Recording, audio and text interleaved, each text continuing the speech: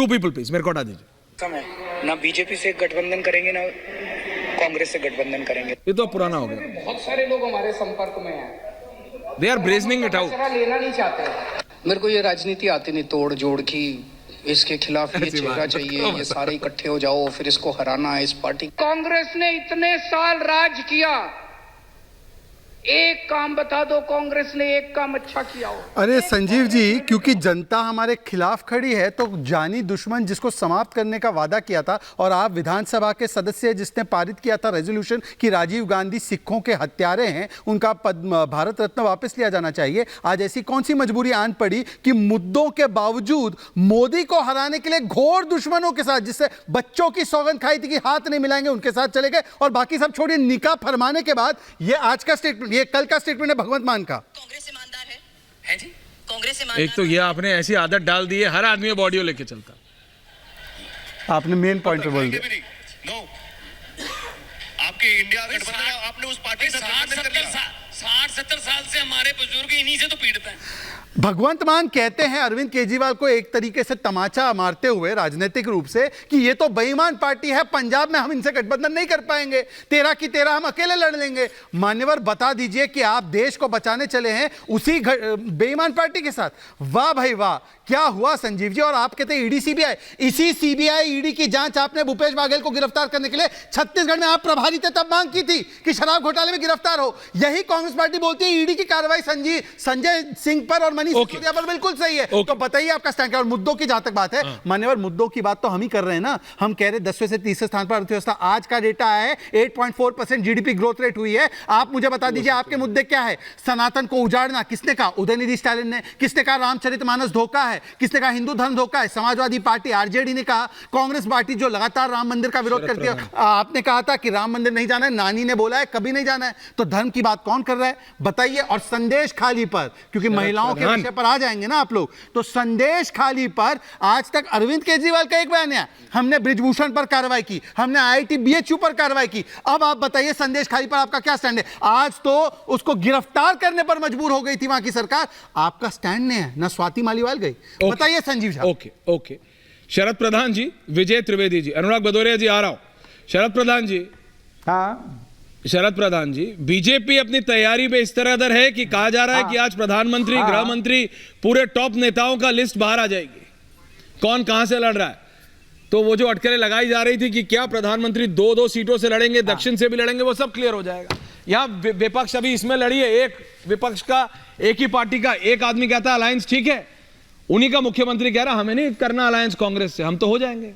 तो जनता तो क्लियर है ना फिर। शरद जी और विजय Trivedi ji, keep the phone. बिल्कुल, जनता ही बहुत क्लियर है। गलत फहमी में डालते हैं प्रधानमंत्री नरेंद्र मोदी लोगों को, और वो बताने का प्रयास अभी थोड़ी देर पहले आपने जो दिखाया क्लिप उसमें कर रहे थे कि जनता ये कह रही है, जनता का स्लोगन है। अरे भाई, झूठ की भी कोई लिमिट होती है। प्रधानमंत्री को कम से कम इस तरह से नहीं बोलना चाहिए कि ये जनता का स्लोगन है कि अब की बार 400 पार, ये उनका स्लोगन है।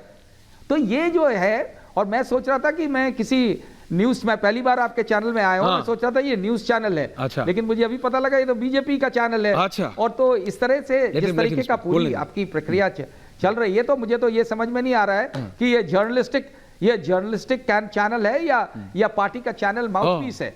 Right. तो मुझे ये लगता है कि यू शुड बी फेयर। आप तो जर्नलिस्ट हैं, आई बिलीव आप जर्नलिस्ट हैं आप। No, you wrote, sir, it really doesn't matter to me what you believe.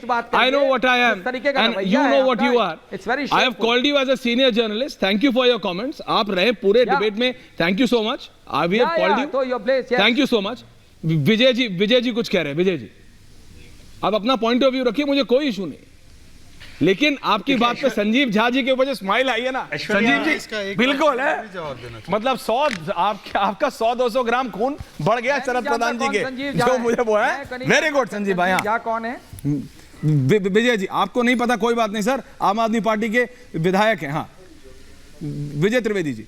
Vijay ji बोलिए। ऐश्वर्या, ये सही बात है कि बिल्कुल ऐश्वर्या, ये भाई सही बात है कि चुनाव जो है जनता तय करती है, जनता जिताती है। लेकिन फैक्ट्स भी बहुत सारी चीज़ें होती हैं। जो तैयारी का जिक्र आपने जिस तरह से किया कि भारतीय जनता पार्टी आज 100 से 150 सीटों पर विचार कर रही है, और विचार नहीं कर रही है, वो फाइनल उसको अप्रूवल कर रही है। विचार उनका बहुत लंबे समय से चल रहा था, और इसमें आप देखिए दोनों तरफ है। एक तरफ वो सीटें हैं जो बीजेपी ने हारी हैं, उन पर वो ज्यादा तैयारी के साथ आना चाहती है, इसलिए वो कैंडिडेट्स कर रही है। दूसरी तरफ वो सीटें हैं जिन्हें टॉप सीटें कहा जाता है, वहां पर भी वो अपना नाम खुलासा कर रही है। तो ये एक बड़ी तैयारी है कि किस तरह से भारतीय जनता पार्टी कर रही है, और ये पिछले 6 महीने से एक्सरसाइज चल रही है, जिस एक्सरसाइज को आज आप कह रहे हैं कि आज कोई विचार नहीं होने वाला, आज उसको फाइनल वो करने वाले हैं, और 2-4 दिन में या जब भी पार्टी चाहेगी उसको करेगी। मैं कुछ फैक्ट्स की बात करता हूं। जनता जरूरी नहीं है कि वो फैक्ट्स वही होंगे, लेकिन मैं 2019 के चुनाव की बात करता हूं कि 2019 के चुनाव में भारतीय जनता पार्टी 224 सीटों पर 224 सांसद उनके 50% के ज्यादा वोटों से जीते। और लोकसभा की 2019 की जो लोकसभा 17वीं लोकसभा, उसमें जो 50 मैक्सिमम मार्जिन वाली सीटें हैं, उसमें से 42 सीटें भारतीय जनता पार्टी ने जीती है। 11 राज्य हैं जहां पर भारतीय जनता पार्टी 50% वोटों के से मतलब जिनको वोट हासिल हुए। तो ये वो सारी बातें हैं, इसको छोड़ दें। दूसरी बात मैं करता हूं कि जो 370 और 400 की बात मैं नहीं कर रहा, जो भी उनका नारा है, जो नारा चल रहा है उसकी नहीं, मैं कह रहा हूं 352 सीटें इस समय एनडीए के पास हैं। 352 सीटें, 303 ये और बाकी उनकी एनडीए की सीट। तो 352 को यदि 272 मार्जिन है, मैक्सिमम जो है हमारा जीत का आंकड़ा है, बहुमत का आंकड़ा है, तो यानी 80 सीटों का फर्क है। क्या इंडिया गठबंधन, जो विपक्षी पार्टियां जो भी मान लें, क्या वो विपक्षी पार्टियां 80 सीटें इंडिया गठबंधन जो है एनडीए की कम करने की स्थिति में है? मैं सिर्फ ये जानना चाहता हूं, क्या वो 80 सीटें कम कर सकती है इसकी? 400 आएंगी कि नहीं आएंगी वो तो अलग होगा, जब त्रिपाठी जी बताइए, लेकिन क्या गठबंधन ने ये तैयारी कर ली है कि वो 80 सीटें, केवल 80 सीटों की बात बताऊं? यही बात मैं शरद जी से भी पूछना चाहता था, but Sharad ji was more interested in commenting on us. That's okay, उनका कुछ होगा पर्सनल, बट मैं तो उनको सीनियर पत्रकार के तौर पे पूछना चाह रहा था।